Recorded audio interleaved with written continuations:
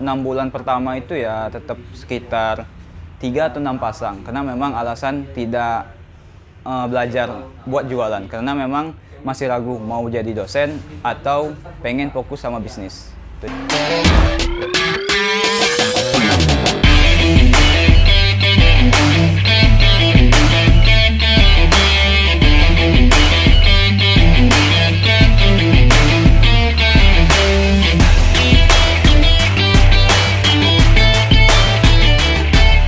Halo Sobat Sporty, Assalamualaikum warahmatullahi wabarakatuh. Kembali lagi ke channel Sporty ID. Oke, perkenalkan dulu. Di sini saya Leno Asman, owner Sporty ID. Kali ini kita akan membahas tentang kenapa sih sebenarnya Sporty ID itu hadir untuk Sobat Sporty semua. Ada beberapa alasan kenapa Sporty ID hadir untuk Sobat Sporty. Mungkin sebelum sebutin poin-poinnya, mungkin lebih enaknya cerita dulu. Aku asli Bengkulu, merantau ke Jogja, kuliah di Amikom Yogyakarta tahun 2014. 2014 kuliah itu pengennya melanjutin dari SMK TKJ, akhirnya untuk ambil Amikom itu jurusan pengennya konsentrasi jaringan. Tapi setelah masuk akhirnya masuk ke pemrograman. Tapi di 2015 mencoba jualan online karena hobi futsal dan akhirnya bisa kesempatan untuk jualan online karena suppliernya bisa memberikan kesempatan itu. Setelah beberapa hari jualan, akhirnya minta izin sama orang tua. Tapi ternyata tidak diizinin karena orang tua pengennya fokus dulu kuliah, takutnya mengganggu kuliah.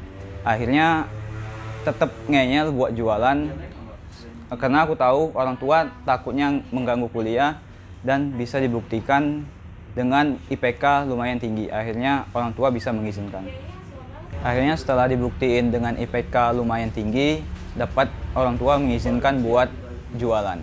Tapi walaupun dapat izin, penjualan tetap 6 bulan pertama itu ya tetap sekitar 3 atau 6 pasang. Karena memang alasan tidak belajar buat jualan. Karena memang masih ragu mau jadi dosen atau pengen fokus sama bisnis. Akhirnya pernah mendengarkan ceramah Ajim bahwa jualan itu bisa juga membantu orang dan bisa juga buat amal jariah. Akhirnya memutuskan buat fokus jualan. Awalnya dropship dulu, baru nyetok, dan setelah nyetok dan banyak penjualan, walaupun tetap belum terlalu banyak, memberanikan diri buat bangun tim. Kenapa berani membangun tim walaupun penjualan belum terlalu banyak? Karena memang tujuan awalnya bisnis buat membantu orang dan kita pengen sama-sama tumbuh. Berawal memang awalnya dari teman, itu 3 orang dari teman kelas sekampus.